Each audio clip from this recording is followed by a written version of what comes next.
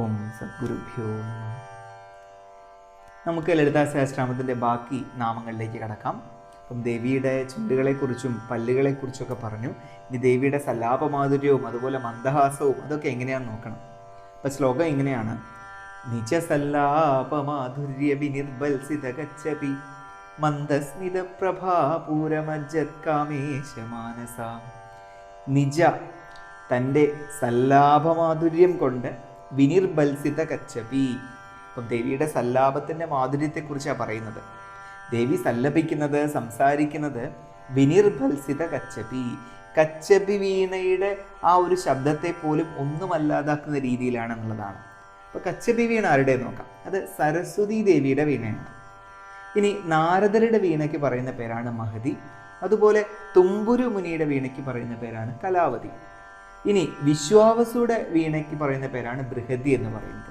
ഈ വീണകളിൽ തന്നെ വെച്ച് ഏറ്റവും ശ്രേഷ്ഠമായ വീണ എന്ന് പറയുന്നത് അത് കച്ചപി വീണയാണ്. കച്ചപി വീണയുടെ ശബ്ദമാധുര്യത്തെക്കാട്ടിലും ഭംഗിയുള്ളതാണ്, അതിനെ ഒന്നുമല്ലാതാക്കുന്ന രീതിയിലാണ് ദേവിയുടെ സല്ലാപമാധുര്യം എന്നാണ് ഈ ഒരു നാമത്തിലൂടെ പറഞ്ഞു വയ്ക്കുന്നത്. ഇനി അതിനുശേഷം ദേവിയുടെ മന്ദസ്മിതമാണ്. ഇപ്പോൾ പല്ല്, ചുണ്ട്, സംസാരം. ഇനി ദേവിയുടെ പുഞ്ചിരിയെക്കുറിച്ചാണ് പറയുന്നത്. മന്ദസ്മിത പ്രഭാപൂര മജ്ജത് കാമേശമാനസ. അപ്പം ദേവിയുടെ മന്ദസ്മിതത്തിൻ്റെ പ്രഭാപൂരം, ദേവി പുഞ്ചിരിക്കുകയാണ്.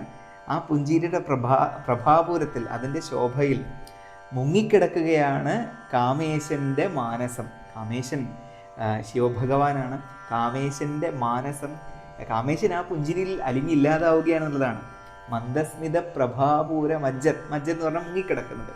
മജ്ജത് കാമേശ മാനസ. എത്ര ഭംഗിയായിട്ടാണ് ദേവിയുടെ ആ പുഞ്ചിരി ത്രൈലോക്യങ്ങളെയും ഒന്നുമല്ലാതാക്കി നിഷ്പ്രഭമാക്കുന്ന രീതിയിൽ, എന്ന് വെച്ചാൽ ആ പ്രഭയിൽ മുങ്ങിക്കിടക്കുന്ന രീതിയിലാണ് ദേവിയുടെ പുഞ്ചിരി എന്നുള്ള രീതിയിലാണ്. കാമേശൻ്റെ മാനസം പോലും അതിൽ മുഴുകിപ്പോവുകയാണ്. പിന്നെയുണ്ടോ ബാക്കിയുള്ള ചരാചരങ്ങൾ എന്നൊരു അർത്ഥം കൂടെ അതിൽ വരുന്നുണ്ട്. അതാണ് ഈ രണ്ട് ശ്ലോകങ്ങളുടെ അർത്ഥം. നിജ സല്ലാപമാധുര്യ വിനിർബൽസിത ഗച്ഛപി മന്ദസ്മിത പ്രഭാപൂര മജ്ജത് കാമേശമാനസ. ഇനി അടുത്ത കുറച്ചുകൂടെ താഴേക്ക് വരാം. അനാഗലിത സാദൃശ്യ ചിബുകശ്രീ വിരാജിത കാമേശബദ്ധ മാംഗല്യ സൂത്രശോഭിത ഗന്ധര. അടുത്ത രണ്ട് നാമങ്ങൾ അങ്ങനെയാണ്. അപ്പം ദേവിയുടെ താടിയെക്കുറിച്ചും കഴുത്തിനെക്കുറിച്ചും ഇനി പറയുന്നത്. അപ്പം ആദ്യം താടിയെക്കുറിച്ചാണ്. അനാഗലിത സാദൃശ്യ ചിബുകശ്രീ വിരാജിത. അനാഗലിതം, കലനം ചെയ്യുക എന്ന് പറഞ്ഞാൽ നമ്മൾ കണക്ക് കൂട്ടില്ലേ, സങ്കലനം, വ്യവകലനം. അപ്പം അനാകലിതം, കണക്ക് കൂട്ടാൻ പറ്റാത്തത്. അനാകലിത സാദൃശ്യ, മറ്റൊന്നിനോടും താരതമ്യപ്പെടുത്താൻ പറ്റാത്തത്, മറ്റൊന്നുമായിട്ടും താരതമ്യമില്ലാത്തത്. അനാകലിത സാദൃശ്യ ചിബുകശ്രീ വിരാജിത.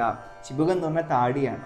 ആ താടിയുടെ ഭംഗി, ശ്രീ, സൗന്ദര്യം, ഐശ്വര്യം, അങ്ങനെയുള്ള മറ്റൊന്നുമായിട്ടും താരതമ്യം ചെയ്യാനില്ലാത്ത താടിയുമായി വിരാജിക്കുന്നവൾ എന്നാണ്. അനാകലിത സാദൃശ്യ ചിബുകശ്രീ വിരാജിത. എത്ര ഭംഗിയായിട്ടാണ് ദേവിയുടെ ഒരു താടിയുടെ ഭാഗത്തെ വർണ്ണിച്ചിരിക്കുന്നത്. അത്രത്തോളം ഭംഗിയുള്ളതാണ് ദേവിയുടെ താടിയുടെ ഭാഗം എന്നാണ് പറയുന്നത്. ഇനി കുറച്ചുകൂടെ താഴേക്ക് വന്നാൽ കാമേശബദ്ധ മാംഗല്യ സൂത്രശോഭിത ഗന്ധര. കാമേശബദ്ധ, കാമേശനാൽ ബന്ധിക്കപ്പെട്ട മാംഗല്യ സൂത്രശോഭിത ഗന്ധര. മാംഗല്യസൂത്രം, കന്യകളുടെ കഴുത്തിൽ പരിണയം ചെയ്യുന്ന സമയത്ത് കെട്ടിക്കൊടുക്കുന്ന മാംഗല്യസൂത്രമുണ്ട്. അപ്പം കാമേശനാൽ ബന്ധിതമായ മാംഗല്യസൂത്രവുമായി ശോഭിക്കുന്ന കന്ധരമുള്ളവൾ. കന്ധരം എന്ന് പറഞ്ഞാൽ കഴുത്ത്. അപ്പം ദേവിയുടെ കഴുത്തിൽ ഉള്ളത് കാമേശൻ ബന്ധിച്ച മാംഗല്യസൂത്രമാണ് എന്നുള്ളതാണ് മനസ്സിലാക്കേണ്ടത്. എത്ര ഭംഗിയിലാണ് ദേവിയുടെ കഴുത്തിനെ വർണ്ണിച്ചിരിക്കുന്നത്. കാമേശബദ്ധ മാംഗല്യ സൂത്രശോഭിത കന്ധര. ഇനി അടുത്തത് കുറച്ചുകൂടെ താഴേക്ക് വരികയാണ്, വശങ്ങളിലേക്ക് പോവാണ്. കനകാംഗത കേയൂര കമനീയ ഭുജാന്യുത രത്നഗ്രൈവേയ ചിന്താക ലോലമുക്ത ഫലാന്യുത. അപ്പം ആദ്യത്തെ നമ്മൾ നോക്കാം. കനകാംഗത കേയൂര കമനീയ ഭുജാന്യുത. കഴുത്ത് കഴിഞ്ഞ് കൈകളിലേക്കാണ് പോകുന്നത്. കനകാംഗത കേയൂര. അപ്പം അംഗതം കേയൂരം, കനകം കൊണ്ട് നിർമ്മിതമായ അംഗതവും കേയൂരവും ഉണ്ട് എന്നുള്ളതാണ്. കനകാംഗത കേയൂര. നമ്മൾ നാരായണീയം വായിക്കുന്ന സമയത്ത് ഇതിൽ പറയുന്നില്ലേ, കേയൂരാംഗത കങ്കണോത്തമ മഹാരത്നാങ്കുലീയാങ്കിതം ശ്രീമദ് ബാഹുചതുസംഗത ഗതാം ശങ്കാരി പങ്കേരുഹാം. നമ്മൾ ഭഗവാന്റെ വർണ്ണനയിൽ വായിച്ചിട്ടില്ലേ. കേയൂരാംഗത കങ്കണോത്തമഹ എന്ന് പറയാം. അപ്പം കേയൂർ എന്ന് പറഞ്ഞാൽ തോൾവളയാണ്, തോളിലേക്ക് കയറ്റി കിട്ടുന്നത്. അങ്കദം അതിന് താഴെയായിട്ട് കിട്ടുന്ന ഒന്നാണ്.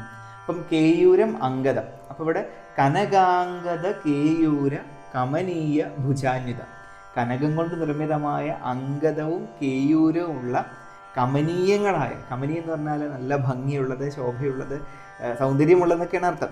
കമനീയ ഭുജാന്യുത, അന്യുത ചേർന്നവൾ എന്നുള്ളതാണ്. ഭുജങ്ങൾ എന്ന് പറഞ്ഞാൽ കൈകളാണ്. അപ്പം അത്രത്തോളം ഭംഗിയുള്ള കനകം കൊണ്ട് നിർമ്മിതമായ അങ്കദവും കേയൂരവും ഉള്ള കൈകളോട് കൂടിയവൾ എന്നാണ് ആ ഒരു നാമത്തിൻ്റെ അർത്ഥം വരുന്നത്. കനകാംഗത കേയൂര കമനീയ ഭുജാന്യുത രത്നഗ്രൈവേയ ചിന്താക ലോലമുക്താ ഫലാന്യുത. അപ്പം ഈ ഒരു നാമത്തിൽ രത്നഗ്രൈവേയ, തിരിച്ച് കഴുത്തിലേക്ക് വരാം. രത്നഗ്രൈവേയ, രത്നം കൊണ്ട് നിർമ്മിതമായ ഗ്രൈവേയം. ഗ്രൈവേയം എന്ന് പറയുമ്പം ഗ്രിവിയിൽ കെട്ടുന്നതാണ് ഗ്രൈവേയം എന്ന് വെച്ചാൽ കഴുത്തിൽ കെട്ടുന്ന ആഭരണത്തെ വിളിക്കുന്ന പേരാണ് ഗ്രൈവേയം എന്ന് പറയുന്നത്. അപ്പം രത്നഗ്രൈവേയ, കഴുത്തിലെ മാലകളും അതിൽ ചിന്താകം, ചിന്താകം എന്ന് പറഞ്ഞാൽ പതക്കമാണ്. അപ്പം ഗ്രൈവേയുണ്ട്, ഗ്രൈവേയത്തിന് ചിന്താകമുണ്ട് എന്ന് വെച്ചാൽ പതക്കമാണ്. ആ പതക്കത്തിൽ ലോലമുക്താഫലാന്യുത, ലോലമുക്താഫലങ്ങളുണ്ട് എന്ന് വെച്ചാൽ തൂങ്ങിക്കിടക്കുന്ന ചെറിയ ചെറിയ മണികളോടുകൂടിയ പതക്കമുണ്ട്. അന്യുത ചേർന്നവൾ. അപ്പം കനകാംഗത കേയൂര കമനീയ ഭുജാന്യുത രത്നഗ്രൈവേയ ചിന്താക ലോലമുക്താഫലാന്യുത. രത്നം കൊണ്ട് നിർമ്മിതമായ ഗ്രൈവേയവും അതിൽ തന്നെ ചിന്താകം പതക്കവും അതിൽ തന്നെ ഇളകിയാടുന്ന ലോലമുക്താഫലങ്ങളും കൂടിയ മാലയാണ് ദേവിയുടെ കഴുത്തിൽ ചാർത്തിയിരിക്കുന്നത് എന്നുള്ളതാണ് ഈ ഒരു നാമത്തിൽ പറയുന്നത്. നോക്കൂ, എത്ര ഭംഗിയായിട്ട് ആ ദേവിയുടെ ഓരോരോ ഭാഗങ്ങളെയും വർണ്ണിച്ചു വെച്ചിരിക്കുന്നത്. അപ്പം ഈ ഒരു നാമങ്ങൾ ചൊല്ലുന്ന സമയത്ത് ദേവിയുടെ ആ രൂപം മനസ്സിലിങ്ങനെ തെളിഞ്ഞ് തെളിഞ്ഞ് തെളിഞ്ഞ് വരാൻ സഹായിക്കട്ടെ.